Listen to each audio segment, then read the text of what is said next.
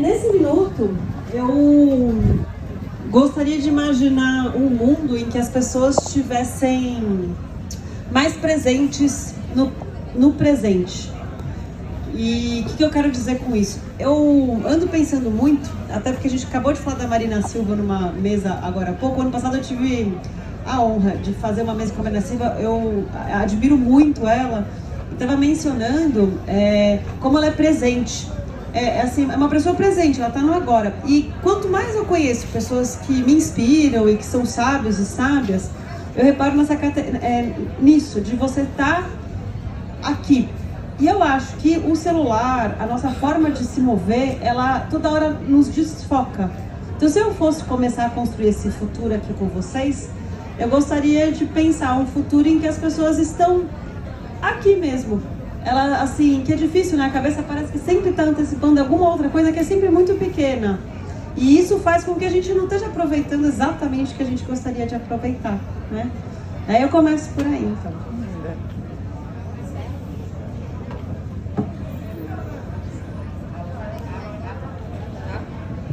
Oi, boa tarde, obrigada pelo convite. Bom, eu, assim, nos últimos anos, pesquisando os dados científicos, eu confesso que eu estou um pouco com a sensação de que não tem futuro. Desculpa eu falar isso assim, mas porque eu vejo que a gente tem já esse conhecimento todo, né?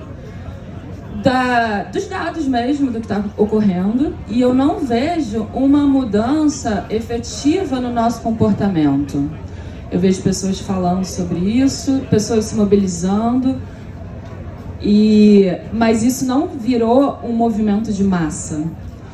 Então, assim, nós somos muitos, e nós produzimos muito. E a maneira como a gente produz, ela está nos autodestruindo. E tem muitos dados para provar isso. Não é assim um apocalipse, sabe, mítico dos livros da escritura e tal. Não é isso. É uma coisa muito bem documentada e ancorada no presente. E isso parece que eu sinto que não vem afetando a gente como deveria, porque é simplesmente desesperador. Eu sempre imaginei, eu sou colapsista, né? As pessoas me chamam de colapsista. E eu sempre digo que, gente, diante da morte, as pessoas resistem, as pessoas lutam por sobrevivência, para sobreviver. E eu tô vendo a morte chegando, mas eu não tô vendo a gente se mobilizando. Então, assim, eu não consigo dizer outra coisa senão um niilismo profundo, sabe? Uma falta de esperança mesmo. É isso que eu penso, assim. Mas agora, assim, imaginando, né? Esse é o futuro plausível, sabe? Que eu vejo, e provável. O quê? Bilhões de pessoas perecendo nos próximos meses, talvez. Bilhões. Você tem noção do que é isso? A gente tem que começar a pensar nisso, eu acho. Ninguém gosta, as pessoas mandam eu ficar quieta, geralmente. Mas eu estou aproveitando esse microfone para falar, porque isso realmente é o que eu trago. Mas agora sim, na parte da imaginação, o que eu penso, o que eu trago é uma reconexão com essa ancestralidade que também está presente.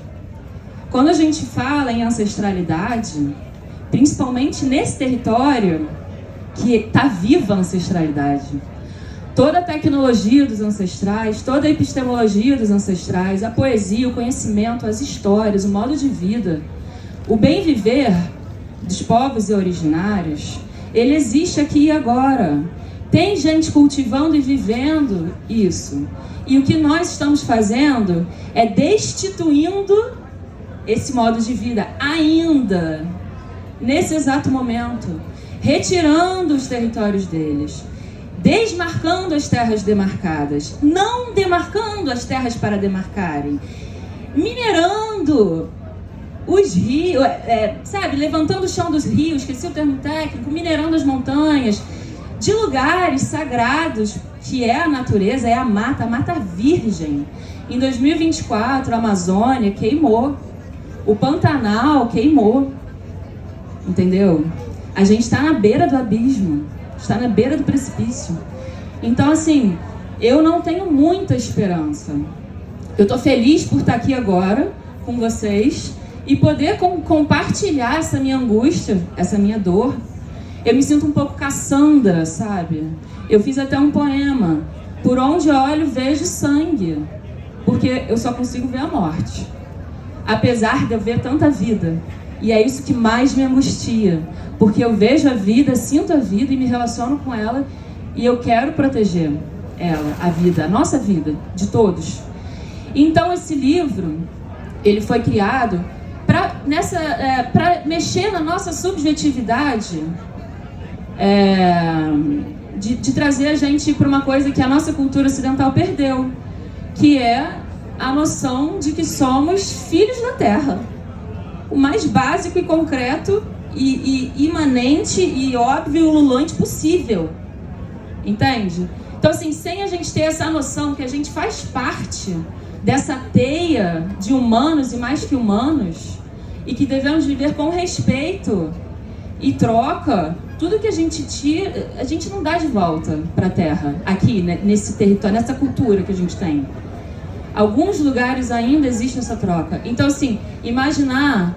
eu fiz esse livro pensando nisso, né? É uma coisa para mexer, dar o clique no nosso coração, na nossa mente, para a gente se reconhecer enquanto filhos da terra. E a minha esperança está nesse resgate da ancestralidade presente, que existe, está aqui agora viva. Não é um retorno ao passado, como existiu assim na Europa, sabe? Num momento sombrio, uma narrativa de retorno a um passado, uau, sabe? Originário, assim, tipo lá, que deu muito problema. Não, essa ancestralidade é presente, está aqui agora. E é nosso dever aprender. Vestir a sandália da humildade, como parecia na TV antigamente, nos quadros lá de TV de comédia. A gente tem que vestir a sandália da humildade e aprender com quem sabe viver na terra, da terra, com a terra. Porque a gente esqueceu. Essa é a minha esperança.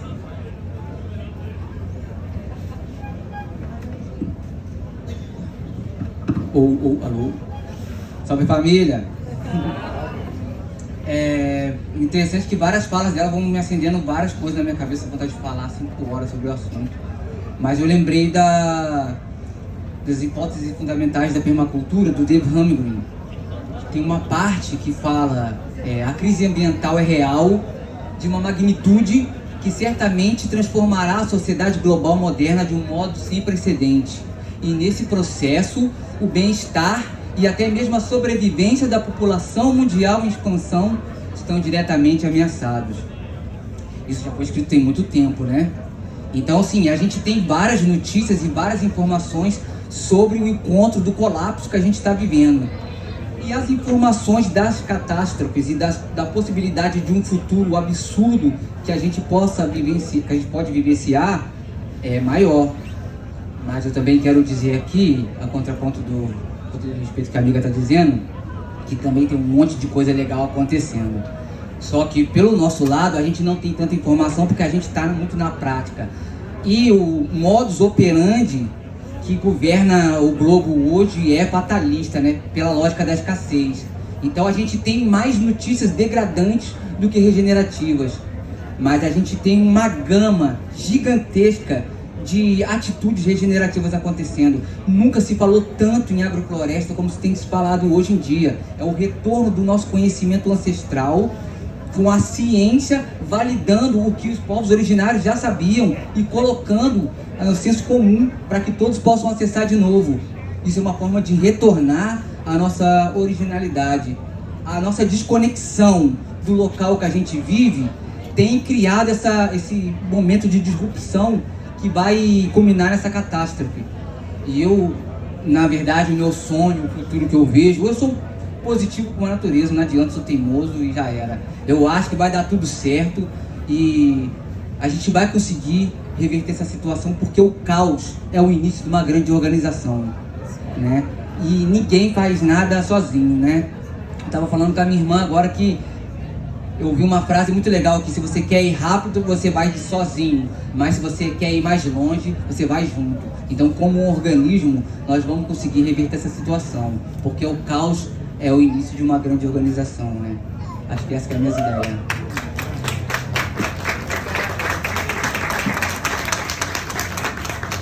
Obrigada. Eu gosto de falar que todo mundo aqui, que está falando isso, pratica. E eu acho que isso é muito importante. Sinceramente, não ia adiantar o Carlos falar isso aqui se ele só falasse. Ele faz. Todos nós aqui fazemos. E vocês, acredito que também fazem. A gente sempre faz alguma coisa. Eu acredito na lei da sobrevivência, né? Na lei de que a gente busca vida, a gente busca sobreviver. Ainda que exista o ecocídio, ainda que exista um poder que a gente não possa mudar externamente, mas a gente pode fazer alguma coisa, né? E a ação é muito importante. Achei muito bom quando você falou sobre cultura. E é isso que a gente está precisando mudar, e parece que é impossível, né? Tem a famosa frase, talvez você já tenha ouvido essa frase, que diz: é mais fácil pensarmos o fim do mundo do que o fim do capitalismo.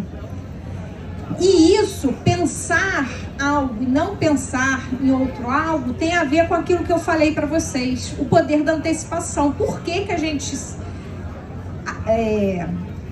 usa esse tempo, essa possibilidade, essa capacidade de antecipar, imaginando o fim do mundo? E isso vai trazer medo, vai trazer paralisação, e não o fim de um sistema que acho que é unânime, que a gente sabe que precisa mudar, que é o individualismo e que é o crescimento infinito. A gente já sabe que não é possível. Então vamos antecipar e pensar futuros possíveis e desejáveis. Essa é a diferença. Acho necessário a fala da Marcelo. Gente, a gente está em crise. Quero lembrar aqui, a gente está aqui na Flip, mas o Rio Grande do Sul, aliás, Ribeirão Preto, né? Uma tempestade no Rio Grande do Sul também.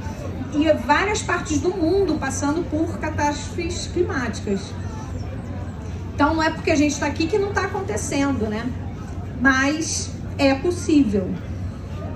E aí eu quero trazer uma outra reflexão, uma outra provocação para vocês, já que a gente está numa festa literária. Como que a literatura e essa relação com os seres humanos e mais que humanos, como que isso apoia vocês a lidarem com essa emergência climática que a gente vive?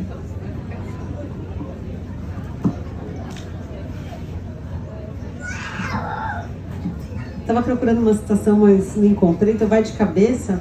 Mas é uma citação famosa da Ursula Le Guin, que acho que conversa com tudo que a gente falou. Ela fala, né, que o capitalismo parece inescapável, mas assim também parecia o direito divino dos reis.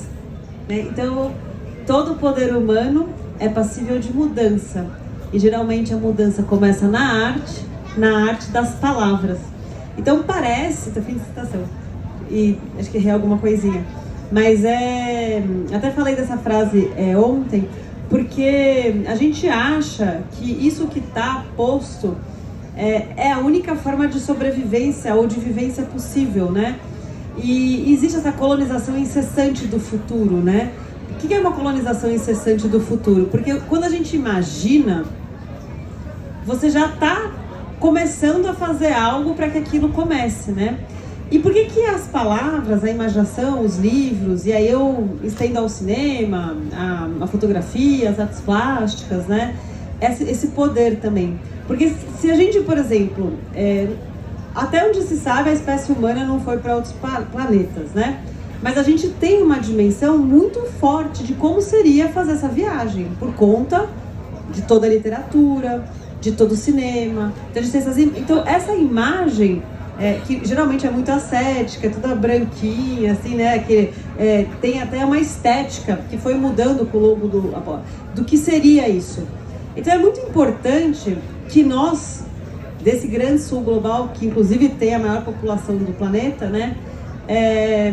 Tomemos para nós essa responsabilidade de pensar e de desafiar que outros tipos de futuro possam acontecer, né? Porque como você começa a pensar, isso você contribui para que aquilo aconteça.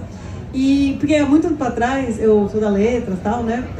Minha vida toda eu trabalho com literatura. E eu achava que era uma porcaria. Eu falava, gente, eu tenho que fazer física, eu tenho que fazer química, eu tenho que ser biólogo, né? Pra ajudar aí, né?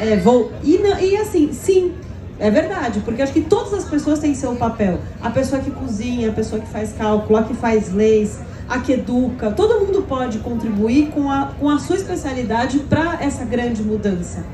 E também quem imagina, porque na realidade isso também muda tudo. Que você fala, nossa, é possível. Isso é muito relevante. E aí, por isso que a literatura, ela tem esse papel que é muito forte, que é sobre isso que eu escrevo, né? Esse livro aqui, ele é um guia de li outros livros para pensar o tema, e esse aqui são análises críticas mesmo, né? Porque a literatura está o tempo inteiro fazendo isso. Às vezes de forma menos propositiva, às vezes mais engessada, mas tem muita coisa muito interessante. Nós estamos num momento em que tem um pouco... Eu sou bem mais assim, eu sou bem propositiva mesmo. Eu não acho que a gente está num momento... na casa da imaginação política específica, eu não acho que a gente está num momento de regressão, não.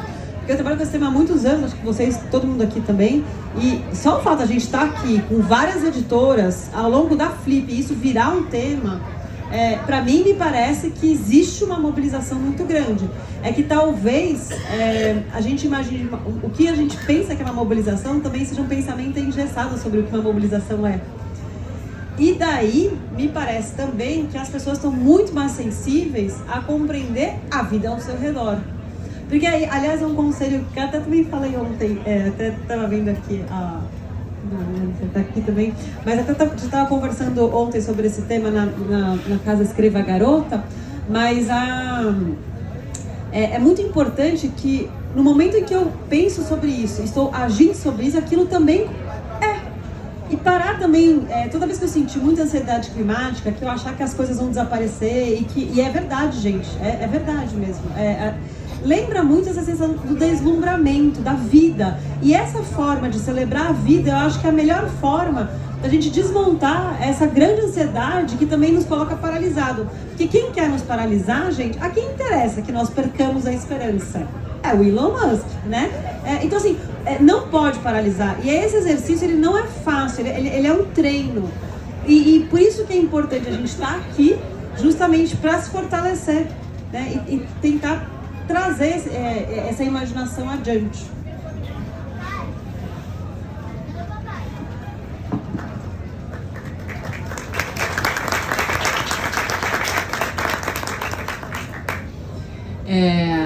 Então, na filosofia, né, tem uma discussão assim se a ideia gera a prática ou se a prática traz a ideia. E independente dessa discussão, eu acho que eu andei nesse processo todo, eu descobri que a revolução começa nos sonhos. Então, a gente precisa voltar a sonhar, entendeu? É isso, imaginar, sonhar. A gente precisa reaprender a sonhar.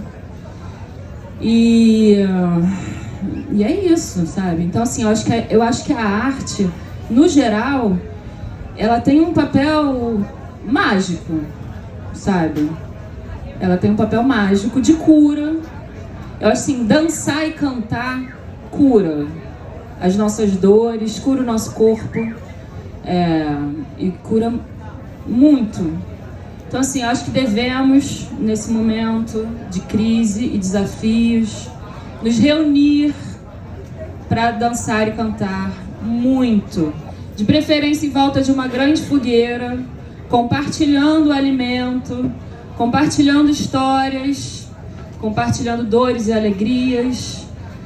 Eu acho que o sonho, essa revolução que vem do sonho, eu acho que essa possibilidade de futuro começa daí, da gente estar junto, da gente sonhar em coletivo e agir, lógico, porque sonhar já é o início da ação. Deixar o coração, né, guiar. E eu acho que a arte tem esse papel mágico, assim, mágico, xamânico, sabe, diríamos. Que ela tem, o artista, ele traz do invisível para o visível as coisas. Ele faz as coisas, ele faz do nada alguma coisa. Que tudo bem, pode não ser do nada, vem de, né, tá tudo se refazendo e refazendo e tá tudo se transformando. Mas assim, o artista traz uma coisa do invisível, entendeu? Então, a gente precisa, enquanto artistas, o ser humano é um artista. Seja ele engenheiro, médico, cirurgião, seja lá o que for, cozinheiro. Nós somos artistas. Então a gente precisa voltar a sonhar e voltar a criar. E com potência, com presença, entende? No cotidiano. Isso me traz esperança. Isso faz eu acreditar que a gente pode ter um amanhã, sabe? Tá junto, cantar, dançar, compartilhar o alimento e criar, sonhar e criar. E isso tudo a gente traz, a gente tem.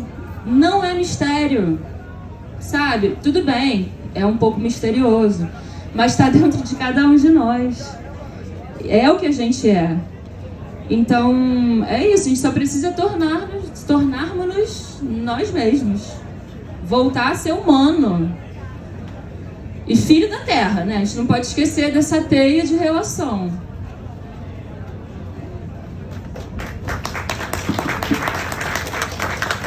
Muito bom, muito bom. Tu falou uma frase e abriu uns 5.000 abas na minha cabeça, assim. Agora eu tô fazendo sinapse neuroticamente agora. Mas tem uma frase do Raul, que acho atribuída ao Raul, não sei se é dele mesmo, que fala: um sonho que se sonha só é só um sonho, mas um sonho que se sonha junto é realidade. Eu acho que o papel da arte, né, da escrita é meio esse: conectar todos nós, né, dentro de um futuro possível, dentro do futuro que a gente quer ver, né. Existe uma conexão fina entre nós que vai sendo perdida pela mecanização da vida, né. Eu acho que a escrita mergulha a gente de novo dentro desse mundo do imaginário. Na verdade, eu acho que a gente nem escreve nada. Acho que as letras estão todas aqui flutuando, assim, saca? E a gente vai, tipo, meio que pesca elas, assim, e vai montando as histórias dentro da nossa anteninha, só conectando o que a bioconsciência planetária manda para nós. E através dessa possibilidade de conexão, a gente vai imaginando futuros possíveis e se conectando com o outro do lado. Na agrofloresta a gente tem uma fala muito louca que é: a vida é resultado da própria vida. Então quanto mais de vida, mais de vida.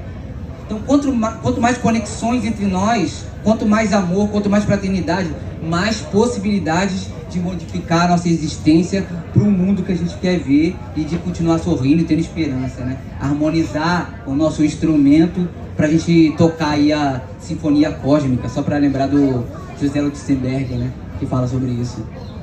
Essas ideias.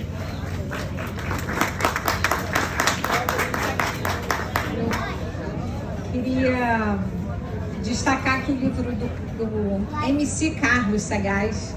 É um misto de poesia e convite, né, Carlos, para outras possibilidades de vida. E a Marcela me lembrou a palavra o ritualizar, né? Quando você traz, então, estar junto, essa fogueira. Então, isso aqui que a gente está fazendo é um ritualizar. A cada ano a gente se encontra aqui. Tem até gente que fala assim: não vou lá ver livro não, vou lá só desço de noite para night. Tá ótimo, tá junto, é uma festa. O senhor me perguntou: que horas que posso fazer? A gente vai abrir para pergunta daqui a pouquinho. Eu tenho mais uma reflexão aqui, para uma provocação, e a gente abre para as perguntas. Eu quero dizer que eu deixei aqui alguns dos livros que a gente publica na Bambual, porque todos eles são isso tudo que a gente está falando, né? E quero trazer também uma fala que o Carlos me lembrou. Essa semana que passou, eu estava num congresso com o Fábio Scarano, ele fez uma conferência e aí ele falou assim, tem um determinado pensador que diz o seguinte, que a questão da ideologia, você pode ser socialista, você pode ser capitalista, você pode ser comunista, você pode ser, mas se as pessoas se amarem, vai dar certo. A questão é o amor. Não é o amor ingênuo, gente. A gente sabe o quanto é difícil se relacionar. É difícil. Mas se a gente inclui na nossa antecipação do futuro que a gente deseja o amor, a gente pode ir transformando isso. E diante disso, a minha última provocação antes de abrir para as perguntas é o seguinte: o que move vocês? Antes eu vou só rapidinho. Eu lembrei da história. É o seguinte, quando eu comecei a Bambual Editora, tem 9 anos, o que me movia era o desespero. Eu fiz o curso Gaia Education e lá a gente conhece 300 mil coisas que estão acontecendo no mundo, super positivas. Eu saí muito empolgada. Eu falei, gente, eu quero que todo mundo conheça isso. E aí eu já trabalhava com livro há muitos anos, falei, vou abrir uma editora que fale sobre isso. Mas nos primeiros anos da editora, o que me movia, o que me fazia sair da cama era o desespero.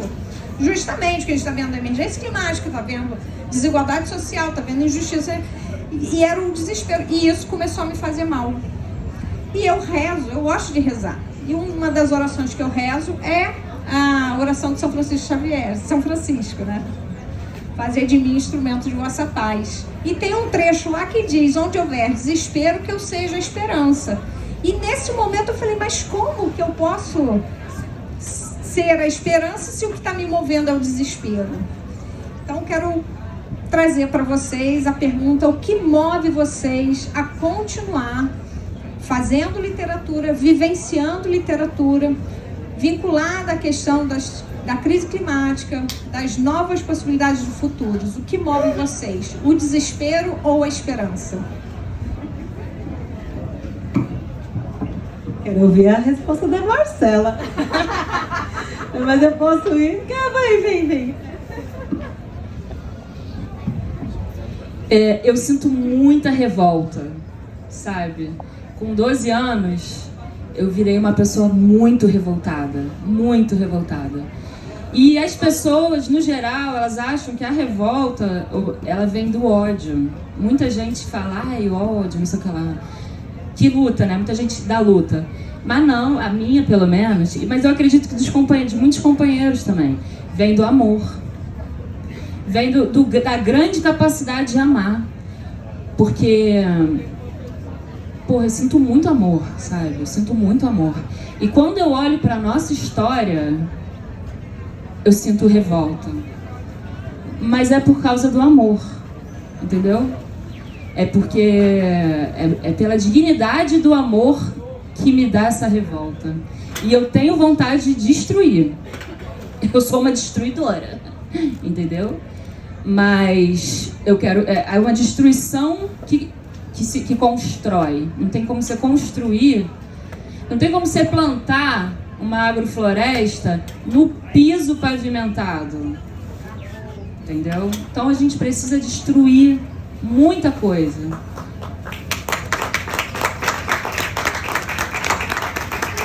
E isso vem do amor. E só para terminar, mas assim, fazendo um último parênteses, não jogar o bebê com a água suja do banho, né? Mas assim, eu acho que o bebê tá precisando, além da água suja, dar uma esfregada, entendeu?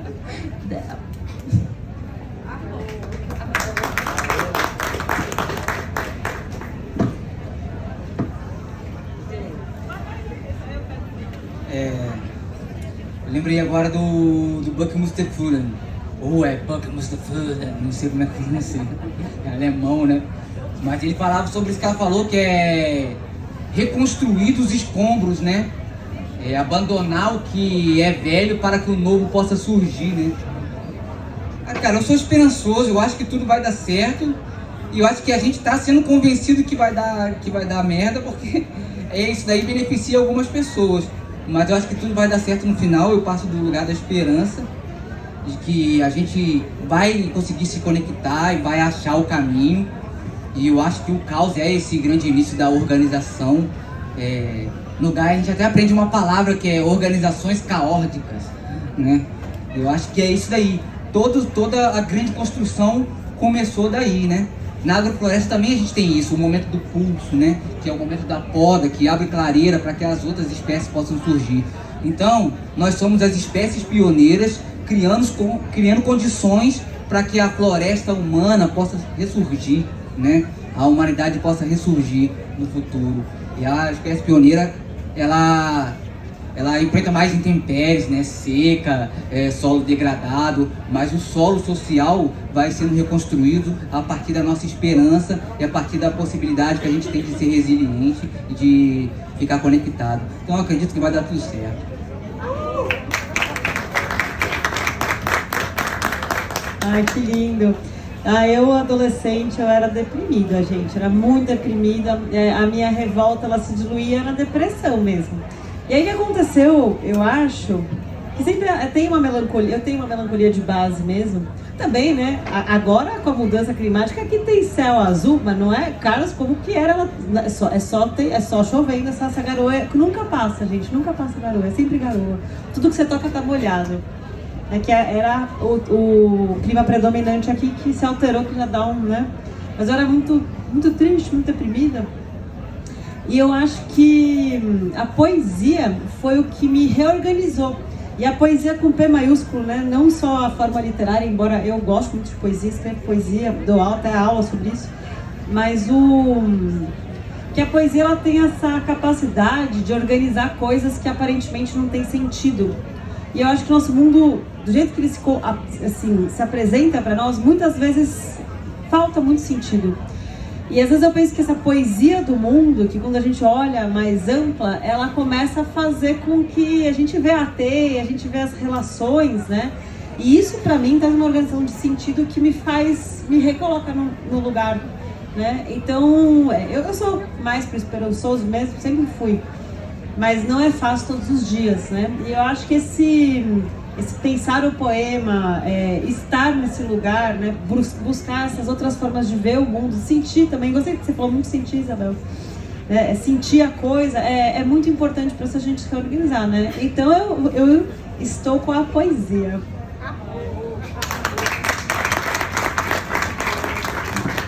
Muito bom, muito obrigada, pessoal. Vamos fazer uma respiração profunda. A gente esquece de respirar, geralmente. E quero abrir para perguntas. Quem gostaria? Alguém? Tem... Se eu puder passar para esse senhor, porque ele pediu.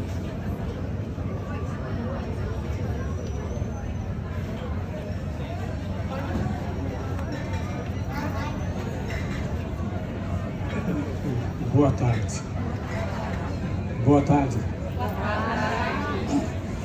Eu sou paulistano,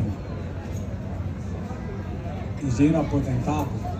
Estou 3 anos morando aqui em Paraty, por sugestão da minha esposa. E foi a melhor decisão que eu tomei, foi uma dádiva de Deus estar aqui.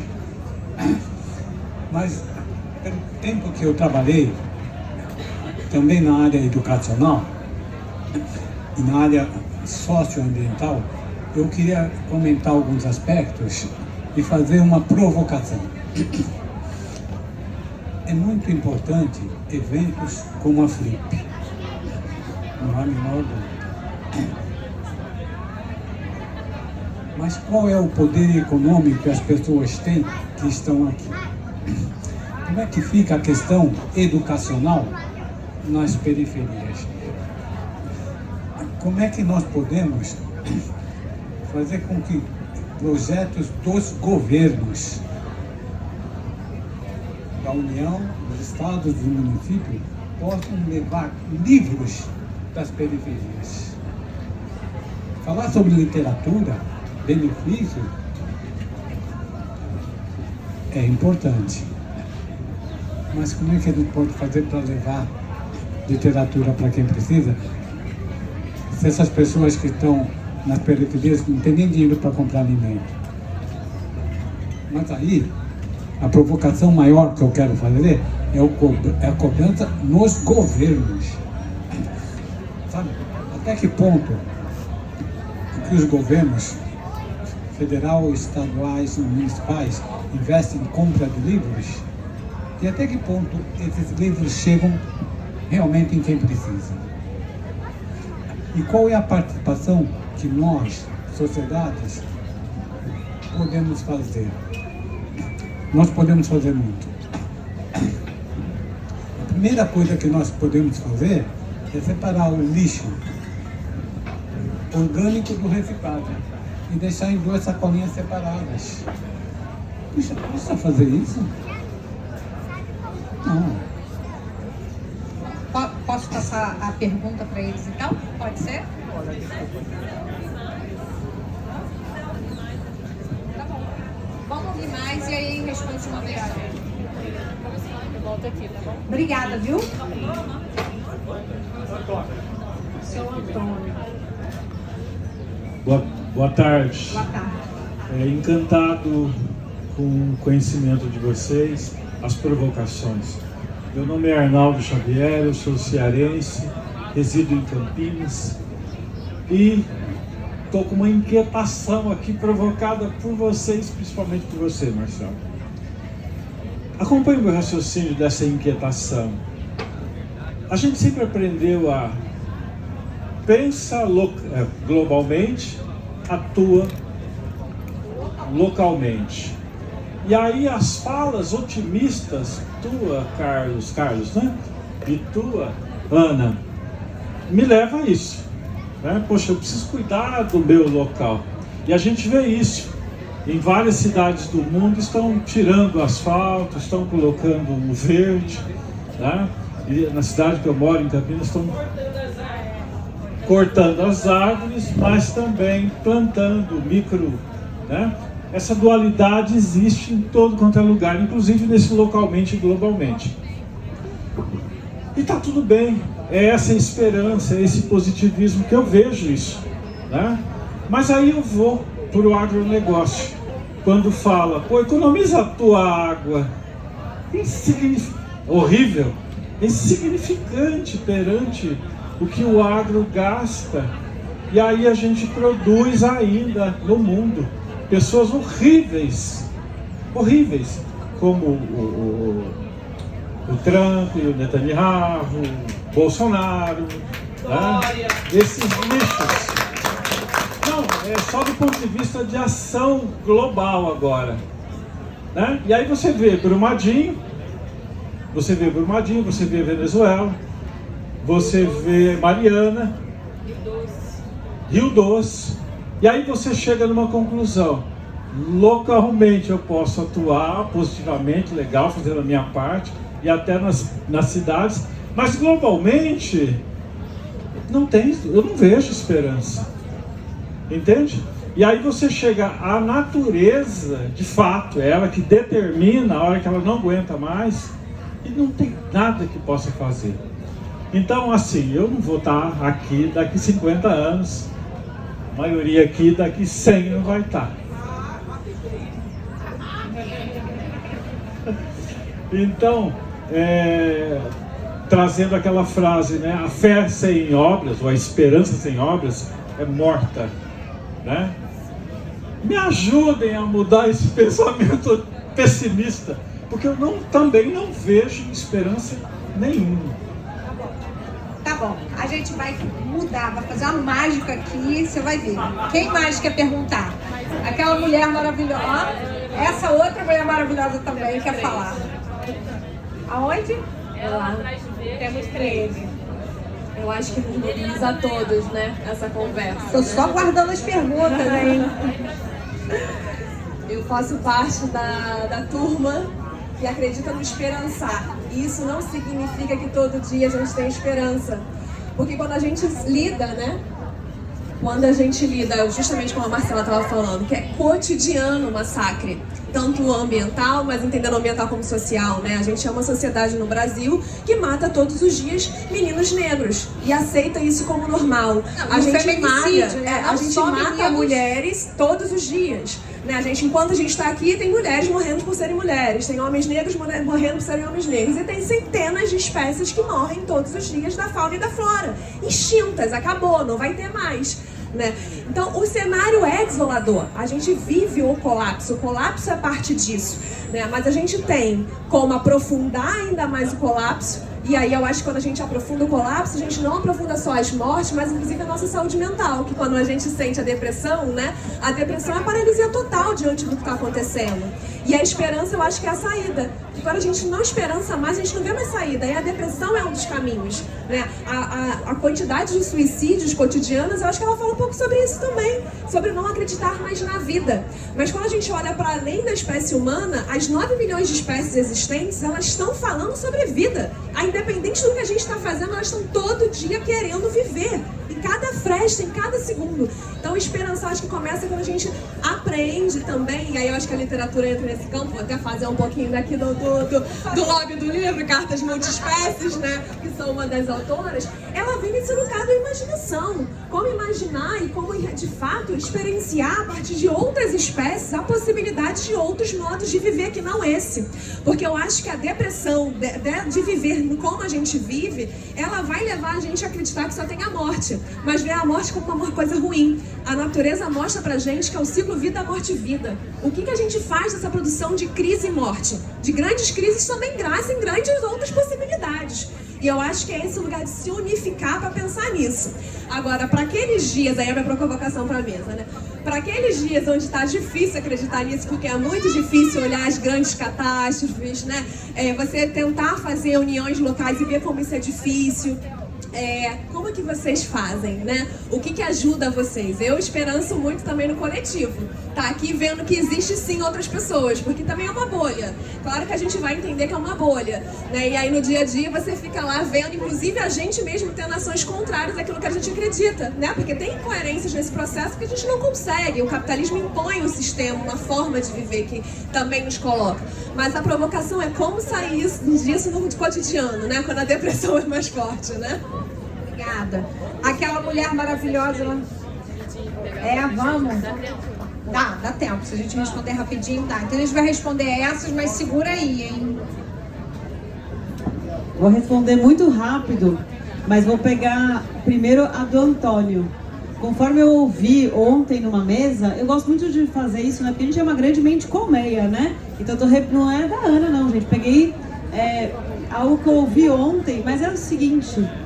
Em novembro deste ano, os Estados Unidos, a população dos Estados Unidos, e tem várias pessoas maravilhosas naquele lugar, podem barrar o Trump. E nós também podemos pensar que tipo de Brasil a gente quer, gente. Então, o voto não é um detalhe nessa história toda, para responder um pouco o Antônio, né? Como que faz para levar ali? Isso é um projeto. E esses projetos políticos são maiores. Então, tomar muito cuidado para votar. Lembrando que a gente tem legislativo aí, tem Senado, 2 vagas, né? Então, acho que tem que pensar. Sobre a questão do exercício de esperança, não é simples, não é fácil. E eu acho que estarmos juntos, pedir para os outros, você pode dar um pouquinho da tua esperança hoje? Eu acho que essa é uma das grandes formas da gente manter esse estoque aí cheio. Eu acho que eu vou responder meio que um pouquinho de cada coisa do que eu entendi, mas assim, fatalmente, no decorrer dos anos e dos séculos, a gente vai continuar tendo pessoas depreciativas, né? Para, ao invés de usar a palavra opressor, usar a palavra depressor, para fazer um paralelo com o movimento Rastafari, que usa a palavra dessa forma. Os Rasta, eles têm uma palavra para nós, que é I and I, eu e eu. E quando eu falo eu e eu estou falando nós, mas eu estou falando eu e Deus também, entendendo que não existe força da criação se não existir nós. E a gente toca diretamente no que está acontecendo, né? Governos são colocados e retirados, mas a nossa responsabilidade pessoal de fazer o amanhã é nossa. O movimento hip hop vem trazendo esperança para o povo da periferia desde a sua fundação. As geladeirodotecas que existem em milhares de favelas pelo Brasil estão aí levando livros e informação. O slam está aí acontecendo, tem um monte de coisa acontecendo. Na permacultura a gente acredita que as coisas não vão mudar assim da noite para o dia, são processos. Então a gente precisa construir ilhas de abundância. Ilhas de abundância são locais que, diante do colapso, a gente pode recorrer para se conectar, para trocar e para aprender. Lá em São Paulo, na zona leste de São Paulo, diante da degradação lá da região de Itaquera, do colapso ambiental, da secura, surgiu uma solução para as margens do estádio do Corinthians, quando vários organismos liderados aí pelo movimento chamado Avançar Resoluto e pela Coalizão pelo Clima, a gente criou o Corredor Ecológico Corintiano, que são ilhas de abundância, locais onde a gente promove a agrofloresta, e a gente fala sobre regeneração planetária, sobre plantar comida dentro da cidade, nos espaços ociosos, e também sobre a necessidade de criar cidades esponjas. Então a gente atende todas as demandas que a gente identifica sem esperar o governo, só colocando a mão e fazendo. Existem milhares de iniciativas dessas acontecendo. A gente só precisa saber aonde está a mais próxima e ir. O opressor não vai parar de deprimir. Ele não vai escolher da noite pro dia. Agora cansei de oprimir. Então a gente precisa mudar a mentalidade. O Benegão, que era do Planet Hemp, que tem um grupo chamado Seletores de Frequência, tem uma música que falava sobre isso. Priorize a prioridade. E a gente precisa priorizar agora o que vai fazer necessário para a gente fazer a passagem nesse planeta com segurança e permitir que a nova humanidade possa viver melhor que nós vivemos, né? Então criar ilhas de abundância, eu acho que essa é a resposta.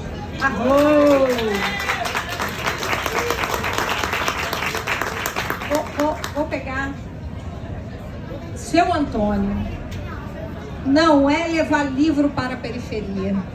É com a periferia.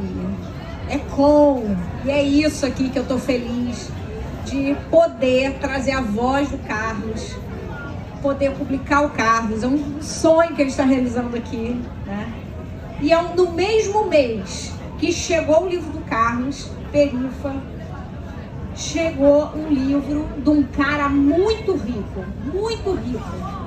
O cara é muito rico e ele pega o dinheiro dele e escolheu investir em projetos regenerativos. Ele podia escolher, que dá dinheiro também, tá, gente? Mas com o poder dele, aí eu estou me dirigindo a você, porque você falou da coisa global. Então o que eu quero te dizer é que está acontecendo muita coisa globalmente também. Quero te convidar a pesquisar mais sobre isso. Porque é isso, a mídia não vai falar. Ela tem muita coisa para falar, mas e não dá conta de tudo. Mesmo que ela queira ser mais otimista, que na maioria não quer, mas tem muita coisa acontecendo. Então tem esse cara, a gente publicou um livro dele, onde ele conta por que ele, com a grana que ele tem, ele falou, cara, eu não consigo viver mais se eu não souber que a minha energia de vida, que é o dinheiro que ele recebeu, está investindo, está pulsando projetos que são regenerativos e que são realmente regenerativos. Não é pegar e pôr na bolsa. Porque a bolsa... Não, a bolsa vai escolher. É ele que escolhe. E essa é a diferença. É a gente que escolhe a cada dia, a cada momento. Como é que eu tenho esperança? Se continua nascendo coisas... eu continuo tendo esperança porque a vida continua. Quando não tiver mais vida, aí é porque aí já foi. Ana, você.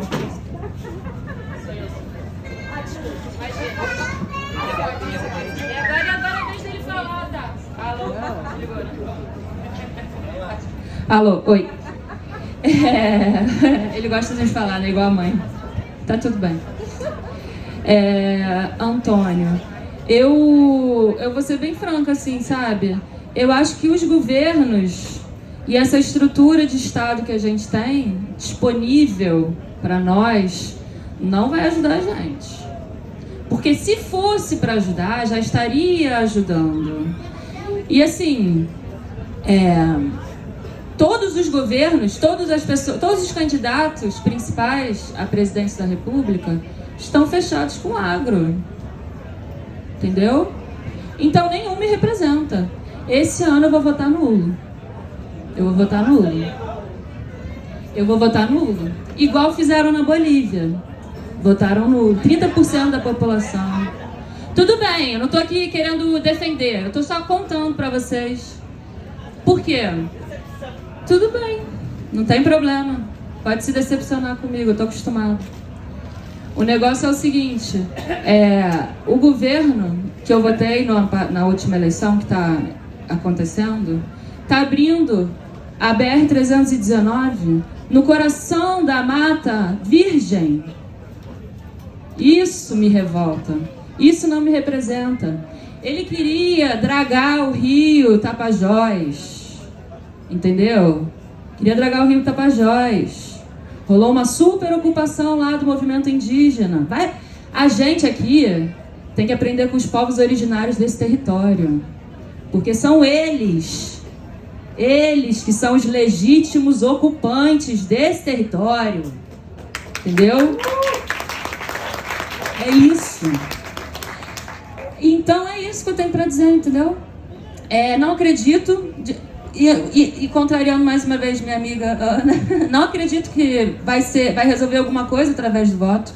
Basta voltar lá no passado, no século XX, tem muitos exemplos de que como o voto, como a democracia não nos defende da tirania. Como a tirania, quando ela chega, o autoritarismo, quando chega, e na verdade, ele está aqui, o autoritarismo, ele sempre teve. Porque se você fosse da quebrada, se você fosse uma pessoa negra, se você que é alvo, anda pela rua e puf! Legítima defesa, sabe? A pessoa está andando de bicicleta. E é legítimo o Estado matar. Que democracia é essa, galera? Não acredito na democracia, não, desculpa. Me critiquem depois, bora conversar. Vamos imaginar futuros possíveis, entendeu? Mas também não sou lá do outro lado também não, né? Pera lá também. Vocês estão entendendo o que eu tô falando. E se você é uma pessoa indígena que sofreu um genocídio, seu povo, aqui nas Américas, 95% da população indígena foi exterminada. Quando a gente viu acontecendo lá na Europa, virou uma coisa, né? Que realmente foi o que me formou, tá? Aprendendo sobre o nazismo, foi que eu me comprometi com a vida. Eu me comprometi com a vida e eu espero honrar esse compromisso. Agora, depois que eu aprendi a nossa história, aí eu vi que tinha certos problemas no mundo, porque algumas coisas aparecem, outras coisas não aparecem. Então, para terminar aqui, eu acho, meu amigo, que você precisa dançar muito, cantar muito. E é isso, estar junto, acender fogueira, cantar, dançar, se reunir, porque a alegria é a maior resistência, é a primeira resistência. Você fala para uma mãe da periferia que perdeu 1, 2, 3, perdeu o marido por causa de... seja lá por causa de quê? E isso é tão normal na nossa sociedade. Fala para ela como é que ela vive, pergunta para ela como ela tem esperança. Como que ela não sucumbe? A alegria é a maior forma de resistência. Então eu acho assim, eu também, sabe, sucumbo. E eu também tenho esperança, sabe? Eu tenho esperança. Mas o que me faz ter esperança é falar. É estar aqui trocando, sabe? Arrou. Maravilhosa. Temos mais 3 perguntas e aí já encerrou. Você passa.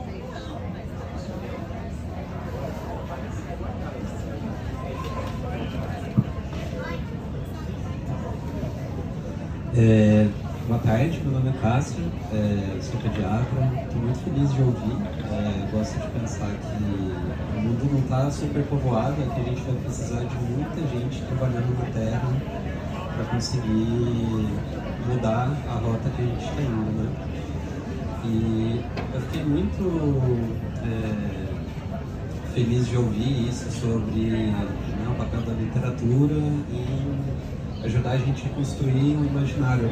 Eu, por exemplo, gosto de sentar numa mesa de bar e fazer exercícios imaginativos utópicos radicais. Assim. Então, vamos supor que agora já aconteceu a revolução ecossocialista que a gente quer. Como é que a gente está vivendo agora? O que eu estou fazendo agora? Né? E aí, não ficar só na ideia. A primeira reação que as pessoas têm é tipo, isso é muito poliana, é muito...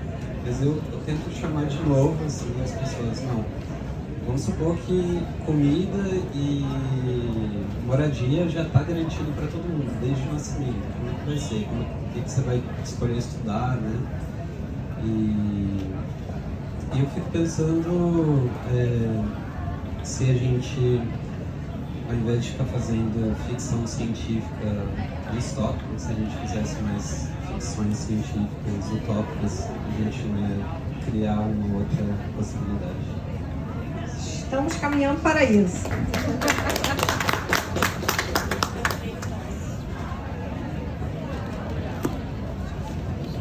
Eu vou ser bem breve aqui, gente. Eu vou construir em cima de dois colegas aqui, o pediatra e você ali na frente, que é o que vocês andam lendo em termos ficcionais que inspira vocês. Quer dizer, falar que a gente vai imaginar é bacana, mas eu quero ler alguém que já imaginou, porque às vezes eu não tenho essa habilidade. Então eu queria que vocês me contassem, dentre artes ficcionais, gente, não ficção, mas ficcionais, o que vocês têm lido, ou assistido, ou escutado que inspira vocês?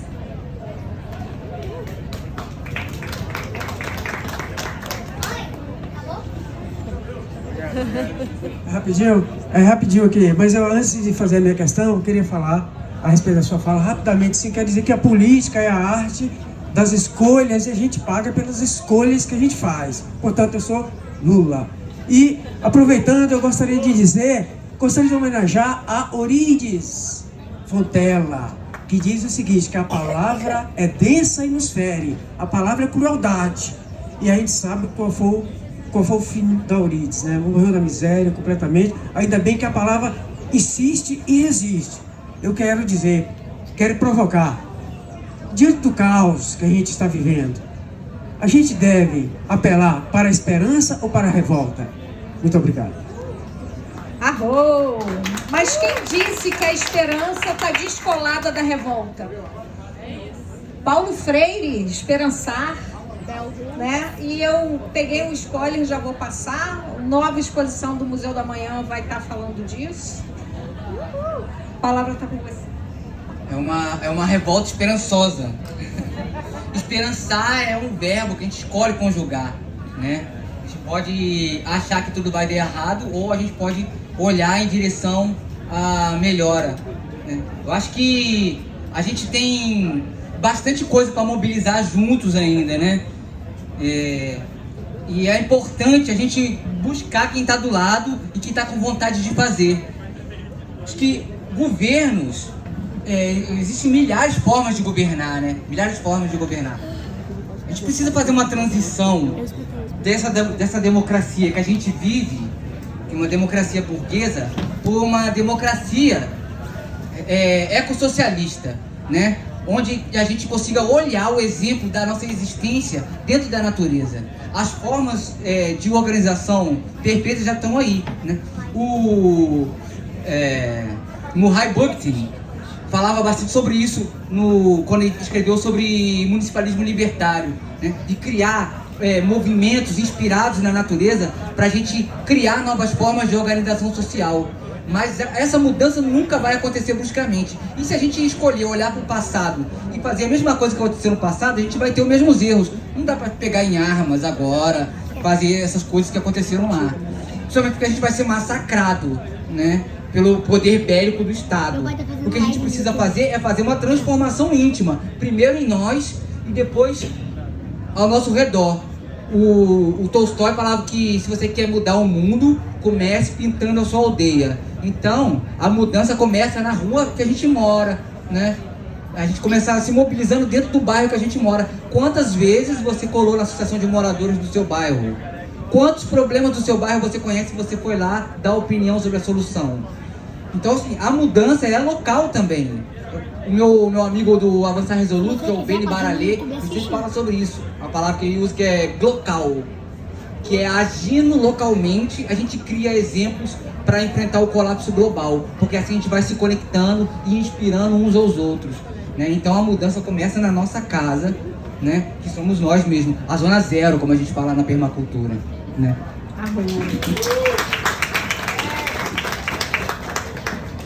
Eu só queria visibilizar uma coisa muito legal.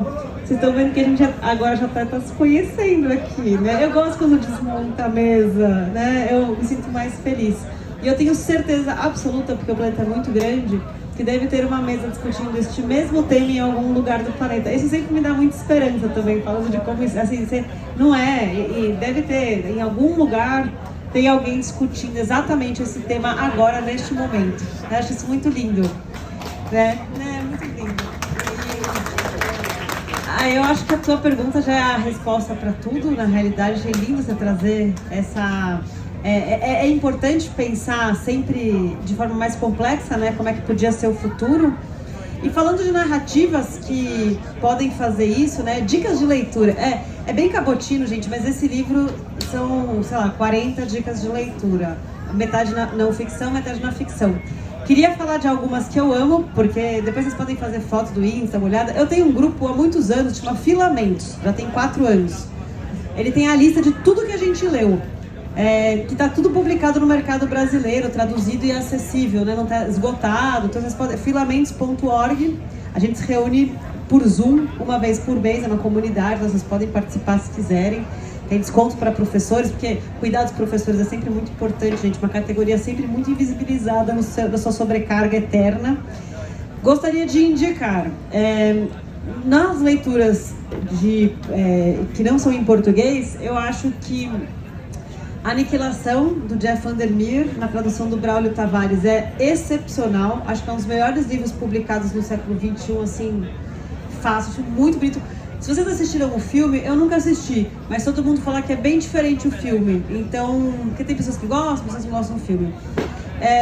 Eu gosto muito também, mas aí ele é uma outra coisa, do Xamãs Elétricos, A Terra do Sol, da Mônica Orreda. Tá traduzido pela Sônia Massimini Félix, já para o português. Ele é um livro de agora, assim. Ele é muito divertido também, porque é isso, é pensar o Equador com a sua violência de gangues e como é que você faz para ter alguma outra vivência, sendo que ela não ignora todas as complexidades. Acho que é um livro muito legal para ler. Do Brasil, eu queria recomendar um livro que é uma novela, na realidade, que está dentro de um livro, né? Que se chama Dentro do Deus das Avencas, o Daniel Galera. Tem o Bugônia, que é a última narrativa. É Bugônia com U, igual essa série, não tem nada a ver com a série que estava no ar. É bem interessante, porque é uma distopia com uma utopia dentro. É uma coisa assim bem futurística, mas é muito interessante. Tem bastante presença de animais não humanos. Fala sobre metamorfose, né? E sendo cabotina, porque não poderia deixar de fazer, queria recomendar o Carga Viva, que é meu último romance. Ele não fala de um futuro muito distante, porque é bem 1985, redemocratização, né, eleição e falecimento do Tancredo é o pano de fundo 85, e o HIV, bem assim específico sobre uma minoria que a gente, se eles estivessem vivos, a mudança que não traria, né, que foram os homens gays, então, especificamente esse grupo, né, que foi muito atacado nesse momento histórico. E também dos idosos, que perdemos muitos, né, em 2020.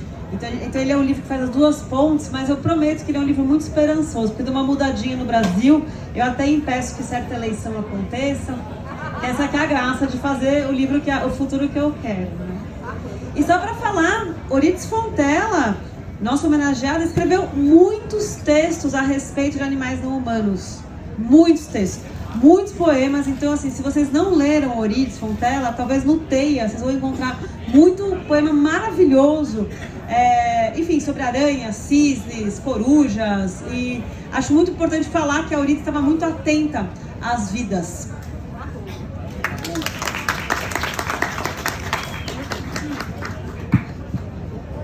Bom, uma leitura que me deu muita esperança de uma colega que está aqui, a Melina. Cadê Melina? Melina está ali vendendo o livro dela na Casa Libre, Onde Está a Poesia. É um livro que fala sobre a morte para as crianças. Isso me dá muita esperança. Sempre que eu tenho essa coisa lúgubre, eu já trago comigo essa coisa pesada, arrastando correntes. E ver o livro da Melina falando da perda da filha. Bom, eu não vou dar spoiler. Na verdade, veio daí da história e tal. Ver a Melina falando da morte é uma coisa muito... Para as crianças, é uma coisa que me dá esperança. Porque quando eu era criança, eu me sentia muito infantilizada pelas pessoas. Então, assim, as pessoas não me levavam a sério, sabe? Eu tive que me formar em filosofia para a pessoa falar, para escutar o que eu tô falando. Entendeu? Porque agora eu sou filósofa. Aí as pessoas escutam. E tem autoridade. Entendeu? Tem isso, sabe? Então, assim, vem lá, Tenda Livre, Melina Galante, Onde Está a Poesia? É um livro que não infantiliza a criança. Fala do que está acontecendo para as crianças. Isso me dá esperança. Isso me dá muita esperança.